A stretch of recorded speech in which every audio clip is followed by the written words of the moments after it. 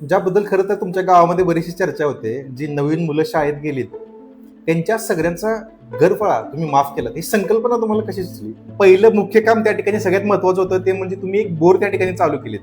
19 मे रोजी माझी डेप्युटी सरपंच म्हणून निवड झाली. ते बऱ्यापैकी जे पद घेण्यामागचं कारणच होतं की मला काम करून दाखवायचं होतं गावामध्ये. पिकअप शेडचा पत्र्याचा रिपेअर असेल, प्लस ते जे काही डागडोजी तुम्ही केलीत, त्या संदर्भात थोडंसं आम्हाला सांगा. तर आपली या गावची मुलं आपल्या शाळेतच थांबावी त्यासाठी काय करता येईल? पण माझ्या डोक्यामध्ये कल्पना अशी आली की मग आपण असा काहीतरी पर्याय काढला पाहिजे की आपले विद्यार्थी, गावातील विद्यार्थी त्या शाळेमध्ये घालतील. आता मध्यंतरी बऱ्याच ठिकाणी आपण बघितलं की जिल्हा परिषदेत शाळा बंद पडायला लागल्यात. बरोबर आहे. मग ऍक्च्युली तुमच्या गावात शाळेचा पट किती आहे आता ह्या ठिकाणी आणि भविष्यात ती शाळा किती चांगल्या प्रकारे म्हणजे वाढू शकते किंवा स्थायिक राहू शकते ह्याच्याबद्दल तुमची काय धोरण आहेत? तर तुमच्याबद्दल गावामध्ये एक चर्चा त्या ठिकाणी ऐकली मी, बाबा भविष्यात येणारं जे आरक्षण त्या ठिकाणी लागले ते ओपनचं आरक्षण आहे. मग सगळे असे म्हणतात की बाबा हा सागर त्यासाठी पळतोय, त्यासाठी खटाटोप चालू आहे. ह्याबद्दल तुमची स्पष्ट भूमिका काय आहे? त्यांना लिगली नोटीस देऊन त्याची पोचपावती घेऊन दर मंगळवारी डॉक्टर आता आमच्या गावामध्ये येतात. हे करण्याचं कारण म्हणजे आता आमचा आहे ग्रामीण भाग. जर का ताप सर्दी जरी आली तरी आमच्या येथील लोकांना शिरायलासाठी जावं लागतं.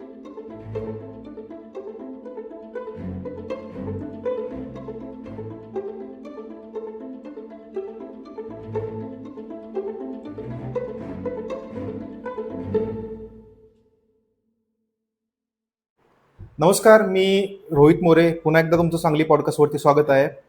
आज आपल्यासोबत आहेत, ॲक्च्युली आम्ही त्यांना इन्व्हाइट केलंय. त्यांचं नाव आहे सागर शिराळकर, जे वाकुर्डे खुर्दचे डेप्युटी सरपंच आहेत. त्यांना बोलवण्यामागचं मुख्य कारण आज असं होतं की त्या गावातल्या ग्रामस्थांच्याकडनं आपण बऱ्याच वेळा गोष्टी ऐकल्या की एका महिन्याच्या कालावधीमध्ये त्यांनी बऱ्यापैकी गोष्टी किंवा डेव्हलपमेंटची कामं त्या ठिकाणी केलीत. ते आज आपल्यासोबत आहेत. सर नमस्ते, तुमचं सांगली पॉडकास्टवरती स्वागत आहे.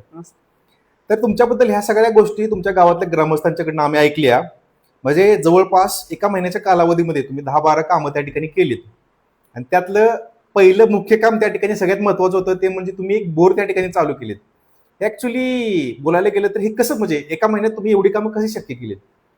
19 मे रोजी माझी डेप्युटी सरपंच म्हणून निवड झाली. ते बऱ्यापैकी जे पद घेण्यामागचं कारणच होतं की मला काम करून दाखवायचं होतं गावामध्ये. माझ्याकडे बऱ्यापैकी कामाची लिस्ट सुद्धा मी तयार केली होती. पहिलं काम घेतलं ते म्हणजे सवातगवाडीच्या बोर रिपेअरिंगचं. बोर रिपेअरिंग 2 वर्षापासून ती बोर बंद होती. लोकांची बऱ्याच वेळा तक्रार होती की ती रिपेअर करावी. तर मी पदभार स्वीकारल्यानंतर 2 ते 3 दिवसातच त्या सदर जे मिस्त्री रिपेअरिंगचे जे माणसं राहतात त्यांना बोलवून 2 ते 3 दिवसामध्ये रिपेअर करून घेतली ती. आता प्रामुख्याने बोलायला गेलं तर दुसरं एक काम जे सगळ्यात महत्त्वाचं काम आहे, पिकअप शेडचा पत्र्याचा रिपेअर असेल, प्लस ते जे काही डागडोजी तुम्ही केलीत त्या संदर्भात थोडंसं आम्हाला सांगा, किंवा तुमच्या माध्यमातून तुमच्या गावातल्या ग्रामस्थांना असेल किंवा आमच्या ऑडियन्सला थोडंफार सांगा. पिकअप शेडचं काम शिवाजी रोणाक साहेबांच्या माध्यमातून पूर्वी झालेलं आहे.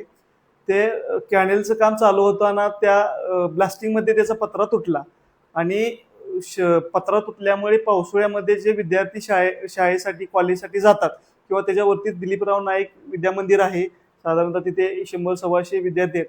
पावसाळ्यामधून जाताना तिथं थांबण्यासाठी कोणतंही साधन नाही. थांबण्यासाठी तिथं झाड वगैरे आसपास कुठेही नाही. मग ते लोकांनी माझ्यापाशी अशी मागणी केली की आता तुमच्यापाशी पदभार आला आहे आणि ते तुम्ही काम केलं पाहिजे. तर लोकांनी सांगितल्यानंतर 3 ते 4 दिवसामध्येच त्याचा पत्रा बसवून सुद्धा मी पूर्ण पत्रा बदलून टाकला. आता त्याची डागडुजी सुद्धा केली आहे आणि त्यामुळे येणाऱ्या जाणाऱ्या लोकांना तिथं पाऊस वगैरे आला, ऊन जास्त असेल तर थांबण्यासाठी तिथं आता पर्यायी जागा म्हणून उपलब्ध आहे. आता तिसरं काम ज्याबद्दल खरं तर तुमच्या गावामध्ये बरीचशी चर्चा होते, जी नवीन मुलं शाळेत गेलीत त्यांच्या सगळ्यांचा गैरफाळा तुम्ही माफ केलात. ही संकल्पना तुम्हाला कशी सुचली? बऱ्याच दिवसापासून माझ्या डोक्यामध्ये होतं की आपण शाळेसाठी काहीतरी केलं पाहिजे. आपण ज्या शाळेतून शिकलो, ज्या शाळेतून आपण मोठं झालो, त्या शाळेसाठी आज आता शाळेची अवस्था जर बघितली तर सगळेच पालक विद्यार्थ्यांना बाहेर शाळेमध्ये घालत आहेत. आता एक ट्रेंडच निघलाय की मुलांना बाहेर शाळेला घालायचं. तर आपली या गावची मुलं आपल्या शाळेतच थांबावी यासाठी काय करता येईल? पण माझ्या डोक्यामध्ये कल्पना अशी आली की मग आपण असा काहीतरी पर्याय काढला पाहिजे की आपले विद्यार्थी, गावातील विद्यार्थी त्या शाळेमध्ये घालतील. तर बऱ्यापैकी मी विचार केला असता तर मग ही संकल्पना आठवली की आपण घरफळ आपण सगळ्यांचा माफ करू. मी सवातीगर वाडी असेल आणि वाकोडी खुर्द असेल ह्या जे पालक आपल्या पाल्यांना जिल्हा परिषद शाळेमध्ये घालतील त्या सर्वांचा आम्ही घरफाळा माफ केला. ह्याचा मूळ उद्देश असा की आपली शाळा टिकावी, ह्या उद्देशाने आम्ही हा उपक्रम चालू केलाय आणि त्यासाठी लोकांचा प्रतिसाद सुद्धा चांगला मिळाला. तर सर पुढचं मला अजून एक गोष्टीची क्युरिओसिटी आहे जो तुम्हाला मला प्रश्न विचारायचा आहे. आता मध्यंतरी बऱ्याच ठिकाणी आपण बघितलं की जिल्हा परिषदेत शाळा बंद पडायला लागल्यात, बरोबर आहे. मग ऍक्च्युअली तुमच्या गावात शाळेचा पट किती आहे आता ह्या ठिकाणी आणि भविष्यात ती शाळा किती चांगल्या प्रकारे म्हणजे वाढू शकते किंवा स्थायिक राहू शकते ह्याच्याबद्दल तुमची काय धोरण आहेत? आता बघायला गेलं तर मागील जे 10-12 वर्षापूर्वीचा जो पट होता त्यामध्ये आता घट झाली आहे. पण जर आपण चांगलं शिक्षण जर दिलं तर नक्कीच माझा प्रयत्न असा आहे की आता आम्ही ग्रामपंचायतच्या लेवलला येणाऱ्या 2-3 दिवसामध्ये सर्व शिक्षकांची मिटिंग असेल, अंगणवाडी सेविकांची वगैरे मिटिंग असेल, आम्ही लावून शिक्षणाचा दर्जा कसा वाढेल यासाठी 100% आम्ही प्रयत्न करणार आहोत. पुढील काळामध्ये गावातील विद्यार्थी पालक स्वतःच तिथे घालतील एवढं चांगल्या पद्धतीने शिक्षण आम्ही गावामध्ये देऊ. आता अजून एक विषय त्या ठिकाणी, ऍक्च्युली हा पण विषय तुमच्या गावातल्या ग्रामस्थांनी सांगितला की बाबा डॉक्टरची सोय म्हणजे तपासणीसाठी डॉक्टरची सोयच नव्हती तुमच्या गावामध्ये आणि प्रथमतः तुमच्या माध्यमातून तुम्ही जे निवेदनं दिलीत तुमच्या माध्यमातून प्रत्येक मंगळवारी ती तपासणी सुरू झाली. हे कसं शक्य केलं? अगोदर डॉक्टर आमच्या गावामध्ये निवासी डॉक्टर होते. मध्यंतरच्या काळामध्ये ते कधी यायचे कधी नाही यायचे. तर माझ्या डोक्यामध्ये संकल्प आणल्यानंतर मी पंचायत समितीमध्ये सदर अधिकाऱ्यांशी चर्चा करून त्यांना लिगली नोटीस देऊन त्याची पोचपावती घेऊन दर मंगळवारी डॉक्टर आता आमच्या गावामध्ये येतात. हे करण्याचं कारण म्हणजे आता आमचा आहे ग्रामीण भाग. जर का ताप सर्दी जरी आली तरी आमच्या येथील लोकांना शिरायलासाठी जावं लागतं. तर लोक पर्यायी व्यवस्था म्हणून कुठल्या तरी किराणा मालाच्या दुकानातून मग गोळी घेणं किंवा नॉर्मली काहीतरी घेणं हे मी स्वतः माझ्या डोळ्याने बघितले. त्यामुळं डॉक्टर आणण्यासाठी मी पंचायत समितीच्या अधिकाऱ्यांना लेखी पत्र देऊन प्रत्येक मंगळवारी ते तिथं यावा आमची मागणी मान्य करून त्यांनी प्रत्येक मंगळवारी डॉक्टर तिथं येतात. आता आमची त्यांच्याकडे अजून एक मागणी राहणार आहे की ते आठवड्यातून 2 दिवस तरी तो आमच्या गावामध्ये यावा. ह्यासाठी आम्ही पुढील मागणी करणार आहे. आणि ह्या मागणीमुळे बऱ्यापैकी लोकांना बाहेर जाण्यासाठी गरज नाही, निदान आठवड्यातून एकदा तरी आपल्याला तिथं डॉक्टरांच्या सल्ल्यानुसार उपचार घेता येईल अशा लोकांतून सुद्धा चांगला प्रतिसाद येत आहे की डॉक्टर गावामध्ये आला. एक विशेष उपक्रम तुम्ही राबवला तुमच्या गावामध्ये, पीएम किसानचं केवायसी तुम्ही मोफत त्या ठिकाणी करून दिलं. ऍक्च्युली ही सेवा कशी पार पडली? कारण आपण जेव्हा बघतो बाहेर बऱ्याच ठिकाणी ह्याला खूप चार्जेस घेतात, तुम्ही हे कसं केलं?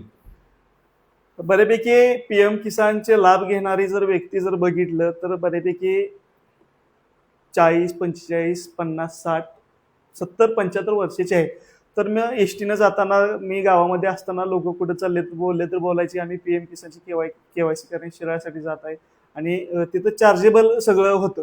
तर मग मी ठरवलं की मग गावामध्ये किती लोक आहेत ह्याचा एक डाटा मागवण्याचा प्रयत्न केला की अजून किती लोकांची केवायसी केली नसेल तो डाटा मला तो मिळाला नाही. मग मी रविवारचा वार सिलेक्ट केला आणि सर्व गावामध्ये ग्रुपवरती अनाउन्समेंट केली की पीएम किसानची केवायसी आपण रविवारी पहाटे 9 वाजेपासून ते पुढे जेवढे लोक येतील तेवढी करायची आहे. आणि सकाळी 9 वाजेपासून पीएम किसानची केवायसी ग्रुपवरती अनाउन्समेंट केली की चालू राहणार आहे. तर लोकांचा एवढा चांगला प्रतिसाद मिळाला की अक्षरशः 70, 75, 80 वर्षाचे आजोबा सुद्धा असतील, आजी असतील, त्या पीएम किसानच्या केवायसीला आले. जी लोक बाहेर जाऊ शकत नाहीत त्या लोकांना तिथं लाभ मिळाला आणि साधारणतः 100 लोक फ्रीमध्ये आपण पीएम किसानची केवायसी पूर्ण केली त्या दिवसामध्ये. तुमच्या गावातल्या ग्रामस्थांनी सांगितलेला विषय आहे, सलग 3 दिवस तुमचं गटर सफाईचा उपक्रम चालला होता. म्हणजे इतके दिवस न होणारी गोष्ट तुम्ही या तुमच्या कामाच्या कालखंडात केलीत, ते कसं शक्य झालं? आता तुम्हाला सांगायचं झालं तर गटर सफाई आमच्या गावामध्ये प्रत्येक वर्षी होतेच. पण गटर सफाई पावसाळा झाल्यानंतर पाऊस चालू झाल्यानंतर होते आणि त्याचा हवा असा इफेक्ट त्यावरती होत नव्हता. मग मी ठरवलं की ह्या वर्षी गटर सफाई जी करायची आपण पाऊस पडायच्या अगोदरच करायची. मग सदर मी जी गटर सफाई करतात त्या माणसांशी कॉन्टॅक्ट केला आणि पाऊस पडायच्या आधी 15 दिवस गटर सफाई केली. त्यामध्ये कसं राहतं की त्यांच्या जर आपण देखरेख जर नसेल तर काम ते व्यवस्थित करत नाहीत. तर मी 3 दिवस त्यांच्या पाठीमागे लागून म्हणजे आतापर्यंतच्या इतिहासातील सगळ्यात चांगली गटर सफाई झाली असं ग्रामस्थांचं मत आहे आणि प्रत्येक भागची गेली. 3 दिवस मी त्यांच्या पाठीमागच होतो की जिथं चुकल तिथं हे असं असं राहिलेल्या गोष्ट हे आपल्याला करायला पाहिजे, कारण की आपण शेवटी त्यांना जे पैसे देणारे हे ग्रामस्थांच्या घरपाळा पानपट्टी ह्याच्यातूनच देणार आहे ना. त्यामुळे आपण चांगलं काम करणं पण तितकंच महत्वाचं आहे. ह्याच्या अगोदर त्यांच्या मागं उभा न राहिल्यामुळे त्या पद्धतीनं चांगली होत नव्हती. त्यावेळी पावसाळ्याच्या अगोदर आणि आम्ही गटर सफाई केल्यानंतर लगेच दुसऱ्या दिवशी ती साफ केलेली कचरा वगैरे असेल हा भरून सुद्धा टाकला. त्यामुळे ग्रामस्थांच्या वतीनं चांगलं असं त्या लोकांना समाधान होत आहे की ह्या वर्षी चांगल्या पद्धतीने गटर सफाई झाली. तुमच्या गावामध्ये आम्हाला असं पण ऐकायला मिळालं की स्वतः पंप घेऊन तुम्ही त्या ठिकाणी होतात, ही ऊर्जा तुम्हाला कुठून मिळाली? नाही, आता बघायला गेलं तर कसं आहे, लोकांनीच आपल्याला संधी दिली आहे. तिथं निवडून जे दिले ती लोकांनीच दिले. माझा हेतू काय आहे की आपला जो उपयोग आहे हा लोकांना व्हावा. तर आता पावसाळा बऱ्यापैकी चालू झालाय, गवत उगवत आहे, मच्छर होतात, त्यामुळे रोगराई होते. तर स्वतः मी पंप घेऊन गावामध्ये औषध फवारणी केली. आता तुम्ही जे उत्तर सांगितलं की बाबा खरं तर लोकांसाठी तुमच्या माध्यमातून एक छोटंसं इन्स्पिरेशन तुम्ही सेट करताय की ज्या व्यक्तीला ग्रामस्थाने निवडून दिले तीच व्यक्ती त्या ठिकाणी पंप घेऊन येते, बरोबर आहे. हे खरं तर एक इन्स्पिरेशन घेण्यासारखं आहे तुमच्याकडनं. आता अजून एक त्या ठिकाणी मला विचारायचं आहे की मध्यंतरी तुमच्या गावामध्ये पाण्याची मोटर काहीतरी खराब झाली, बरोबर आहे. मी बऱ्याच गावामध्ये अशी उदाहरणं ऐकल्यात की बाबा उद्या करू, परवा दिवशी करू, इलेक्ट्रिशियनच नाही, अशा बऱ्याच ठिकाणी होतात. पण त्या ठिकाणी तुमच्या बाबतीतलं एक ऐकण्यात आलेली विशेष गोष्ट म्हणजे रात्री स्वतः तुम्ही कामगारांच्या सोबत तिथं होतात आणि पहाटे 5-6 वाजेपर्यंत ती मोटर रिपेअर पण झाली. ही इन्स्पिरेशन कसं काय? पाण्याची मोटर आमची किरकोळ कारणास्तव बिघडली होती पहिल्यांदा. तर तुम्हाला सांगायचं जर म्हटलं तर मी तुम्हाला 2 मिनिटं ह्या विषयावरती आणखीन घेतो. आमच्या गावामध्ये पाण्याची ह्याच्या अगोदरची स्थिती जी होती ही तेवढी ऍक्टिव्हली काम होत नव्हतं. पण आमच्या पाणी पुरवठ्याची जबाबदारी आमचे सहकारी दीपक जाधव आहेत, यांनी घेतल्यापासून अक्षरशः प्रत्येक गावामध्ये आम्ही प्रत्येक भागामध्ये 20 ते 25 मिनिटं पाणी देतो.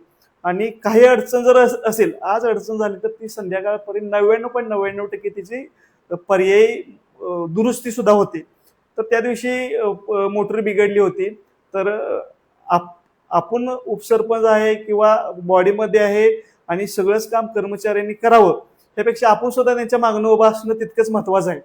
तर आमच्या कानावर आल्यानंतर आमचे म्हणजे जे अनुभवी सदस्य आहेत, विजय जाधव, मी आणि आमचे पाणी पुरवठ्याचे ज्यांच्याकडे काम असते ते दीपक जाधव आणि आमचे क्लार्क महादेव घेवदे आणि मिस्त्री मोरे मिस्त्री म्हणून आहेत, ते रात्री 9 वाजता आले. आणि 9 वाजता आम्ही तिथं आम्ही 5 जणांनी ती मोटर काढली. मोटरमध्ये काय प्रॉब्लेम आहे हा बघितला. त्यानंतर तुम्हाला सांगतो, रात्री 1 वाजता एवढा मोठा पाऊस पडला की रात्री 2:30 वाजेपर्यंत पाऊस चालू होता. आम्ही 5 जण पूर्ण पावसामध्ये तिथं होतो. त्यानंतर पाऊस कमी झाला. त्यानंतर मोटर परत काय झाले तो प्रॉब्लेम सॉल्व्ह करून मिस्त्री पाण्यामध्ये टाकली. पाण्यामध्ये टाकल्यानंतर आम्ही मोटर चालू झाले का हे बघितलं. मोटर चालू झाले, पाणी जेव्हा टाकीमध्ये पडलं त्यानंतरच आम्ही सर्व घरला गेलो. ग्रामपंचायतचं पूर्ण सहकार्य, सदस्य बॉडी असेल किंवा आमचे कर्मचारी सुद्धा खूप ऍक्टिव्हली काम करतात, त्यामुळे हे सगळं शक्य आहे. 100% गावात राजकारण आहे. त्या राजकारणाच्या माध्यमातून तुम्ही डेप्युटी सरपंच म्हणून निवडून आलात. खरंच राजकारणामुळे विकासाला कुठं अडथळा निर्माण होतो का तुमच्या गावात? बाकी गावामध्ये राजकारणामुळे विकासाला अडथळा येतो, पण आमचं गाव त्यामध्ये बसत नाही. विरोधक सुद्धा चांगला सल्ला देतात, आम्ही तो सल्ला सुद्धा पॉझिटिव्हली घेतो. जिथं चुकत असेल तिथं आम्हाला फोन करून सांगतात की सागर असं करायला पाहिजे. आणि तुम्हाला जर मी सांगू इच्छितो की मी विरोधकच कुणाला मानत नाही. माझी सदस्यपदी जी निवड झाली की मला 90 ते 95% लोकांनी मतं दिलीत मला, म्हणजे 5 ते 7% लोकांनी मला विरोधात मतदान दिलं. त्यामुळे गावामध्ये विरोधकच कुणाला मानतात आणि बऱ्यापैकी आमचं गाव खेळबिळीच आहे. लोक राजकारणापुरते राजकारण, मतदान एकदा झालं की राजकारणाचा विषय काही नाही. त्यामुळे चांगलं सहकार्य सुद्धा त्यांचं चांगलं असते आणि आमचं गाव दुसऱ्या गावासारखं नाही.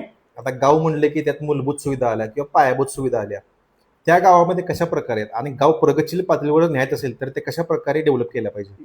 माझं पहिलंच असं मत आहे की पहिलं शिक्षण चांगलं झालं पाहिजे. सगळ्यात भर माझा शिक्षणावरती असेल. दुसरं गोष्ट म्हणजे आता मुलं बऱ्यापैकी भरतीची वगैरे तयारी करतात, UPSC MPSC तयारी करतात. तर गावामध्ये चांगल्या पद्धतीची अभ्यासिका व्हावी आणि ती आम्ही येणाऱ्या एक दोन एखाद्या महिन्यामध्ये चांगल्या पद्धतीनं आसपासच्या गावात नसेल अशी चांगली आम्ही अभ्यासिका करू. राहिला विषय मूलभूत गरजांचा, तर पाणी न चुकता रोज अर्धा तास गावामध्ये यावं. डांबावरच्या लाईटचा विषय असेल तर प्रत्येक डांबावरती रात्रीच्या वेळेत लाईट लागावी. समजा लाईट कधी गेली तर लगेच तिचा बल्ब बदलून घ्यावा. अशा ज्या कॉन्क्रीटकरणचा विषय असेल तर आम्ही आता येणाऱ्या काळामध्ये सदर अधिकाऱ्यांना पंचायत समितीच्या मार्फत जेवढ्या काय गटर असतील कॉन्क्रीटीकरण असतील याचे प्रस्ताव पुढे पाठवून चांगल्या पद्धतीने रस्ते व्हावे हे सुद्धा आम्ही तितकंच महत्वाचं समजतोय. आणखीन आम्ही आता ग्रामपंचायतच्या वतीनं जे काय समजा मुंबई पुण्यामध्ये जे आमचे ग्रामस्थ राहतात त्यांना 8 चौतारा लागतो, रहिवाशी दाखला वगैरे लागतोय, तर आम्ही इथून पुढे विचार करतोय की तो ऑनलाईन पद्धतीनेच कसा देता येईल. समजा आरोग्याच्या दृष्टीने जर बघितलं तर आणि चांगल्या पद्धतीनं कसं आपल्याला तिथं गावामध्ये सेवा देता येईल हे सुद्धा आम्ही विचार करतोय. त्यावरती कसा मार्ग निघेल. तर तुमच्याबद्दल गावामध्ये एक चर्चा त्या ठिकाणी ऐकली मी, बाबा भविष्यात येणार जे आरक्षण त्या ठिकाणी लागले ते ओपनचं आरक्षण आहे. मग सगळे असे म्हणतात की बाबा हा सागर त्यासाठी पळतोय, त्यासाठी कटाटोप चालू आहे. ह्याबद्दल तुमची स्पष्ट भूमिका काय आहे? तुम्हाला सांगतो, मूळचा पिंड आमचा काही राजकारणाचा नाही. बऱ्यापैकी मागल्या वेळी जे आमच्या वार्डामध्ये ओपन पुरुष आरक्षण पडलं त्यामध्ये मी मित्रमंडळाला विचारलं की बाबा मी उभा राहू का, तर सगळ्याचाच प्रतिसाद आला की ठीक आहे राहा, मग तुझी इच्छा आहे तर राहा. आता राहायचं गाव होतं तर आमची सगळी मंडळी मुंबईसाठी असते, मुलं सगळी कामानिमित्त मुंबईला राहतात. मग इकडं त्यांचे आई वडील राहतात, आजी आजोबा राहतात. तर त्या लोकांना आपल्याला ग्रामपंचायतच्या माध्यमातून जे काही सेवा वगैरे राहतात, काय जे फायदे राहतात हे उपलब्ध करून देण्यासाठी आपला कोणतरी माणूस पाहिजे. तेव्हा माझ्या मित्रमंडळींनी माझी तिथे निवड केली आणि अशी निवड केली की इतिहासातील सगळ्यात जास्त फरकाने, म्हणजे इतिहासातील सगळ्यात जास्त मताधिक्याने मला तिथे निवडून दिलं. म्हणजे आमच्या गावामध्ये माझ्या एवढं मताधिक्य आजपर्यंत कोणाला मिळालेलं नाही. मग मला जर लोकांनी एवढं मताधिक्य जर दिलं असेल तर माझं कर्तव्य आहे की मी ते कामपिन करायला पाहिजे. आणि मी त्या गावचा आता डेप्युटी सरपंच आहे, ह्यामुळे मी काम करतोय. आता जे आतापर्यंत जे आपण कामाची तुम्ही लिस्ट जी बघितली आणि मी अजून सुद्धा जास्त काम करणार आहे. पुढलं धोरण ओपन सरपंच वगैरे आहे. आता काम करताना काही जण एखादा विरोधक राहतोय तर बाबा ह्याच्यावरती टीका कशी करायची तर अशा पद्धतीने करायची, ह्यामुळे कदाचित बोलत सुद्धा असतील. पण मी तुमच्या माध्यमातून असं सांगतो की मी माझा एक व्यवसाय आहे, मला व्यवसायातून फारसा गावासाठी वेळ देता येत नाही. त्यामुळे मला जो वेळ द्यायचा आहे तो मी माझ्या आत्ताच्या डेप्युटी सरपंचाच्या कालावधीतच देणार आहे. मी तुमच्या माध्यमातून सांगतो की माझ्यापेक्षा जास्त वेळ देणारा एखादा युवा जर असेल तर तो अजून गावची चांगल्या पद्धतीनं प्रगती करू शकतोय. आणि फक्त नावासाठी सरपंच पद मिळावं तर त्या व्यक्तीपैकी मी नाही. समजा मी भविष्यात राहू सुद्धा शकतोय, पण गावासाठी मी तितकासा वेळ 5 वर्ष देऊ शकत नाही. त्यामुळे आजच्या घडीला तरी मी त्यावरती कधी विचारही केला नाही की ते आपल्याला पद मिळावं. माझी फक्त एकच इच्छा आहे की माझ्यापेक्षा चांगला वेळ देणारा एखादा तरुण तिथं यावा, माझ्या गावची अजून चांगल्या पद्धतीने प्रगती व्हावी. त्याच्या पाठीमागून आम्ही 100% गावकरी म्हणून उभा राहू. तुम्ही एक युवा आहात, तुम्ही एक उद्योजक आहात, बरोबर आहे. आता राजकारणात तुमची एंट्री झालेलीच आहे, म्हणजे तुम्ही डेप्युटी सरपंच पण आहे. आता भविष्यात वाकोर्डे खुर्द हे गाव म्हणजे सगळीकडनं चांगल्या पद्धतीने त्याचं कायापालट होण्यासाठी तुमची काय धोरणं असणार आहेत? तुम्हाला एक सांगतो की आम्हाला असं कामच करून दाखवायचं आहे की आसपासचे लोक एक वाकोर्डे खुर्द आदर्श गाव म्हणून याच्याकडे बघतील, इतकं आम्हाला काम करायचं आहे.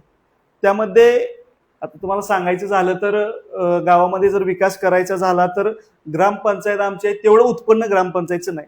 कॉन्क्रीटीकरण करायचं आहे आम्हाला, तळा आमचं आहे. म्हणजे आमचं गाव एवढं साहेब सुंदर आहे की तालुक्यामध्ये एवढं सुंदर गाव नसेल एवढं आमचं गाव सुंदर आहे. मैदान आहे, गावामध्ये तळच आहे, त्याची डागडुजीचा आता बऱ्यापैकी लोकांचा एक भावनिक मुद्दा आहे की त्याची डागडुजी व्हावी. आम्ही सर्व तरी प्रयत्न करू, म्हणजे पंचायत समिती असेल, आमदार साहेब असतील, खासदार साहेब असेल, मंत्रालय असेल, ज्या कोणत्या ठिकाणावरून ते काम होईल त्या सर्व ठिकाणी आम्ही पाठपुरावा करून तळ्याच्या डागडुजीसाठी जे प्रयत्न करायला लागेल ते आम्ही करणार आहे. त्यामध्ये आम्ही पक्ष गट तट न बघता ज्या ठिकाणी आम्हाला जावं लागेल आम्ही ग्रामपंचायत म्हणून जाऊन त्या गावाच्या प्रगतीसाठी रस्ते असतील, काँक्रिटीकरण असेल, सगळ्या गोष्टीचा आम्ही गट तट न बघता जाणार. मग अशी माझी धोरणं तर तुम्हाला मी सांगितली. तर माझं एक प्रामुख्यानं एक धोरण आहे की गावामध्ये ग्रामसभा ही महत्वाचा भाग आहे. आपल्यापर्यंत लोकांनी आपल्या समस्या सुद्धा तितक्याच मांडल्या पाहिजेत. लोकांनी समस्या जर मांडल्या तरच आपण त्यावरती काहीतरी पर्यायी मार्ग करू शकतोय.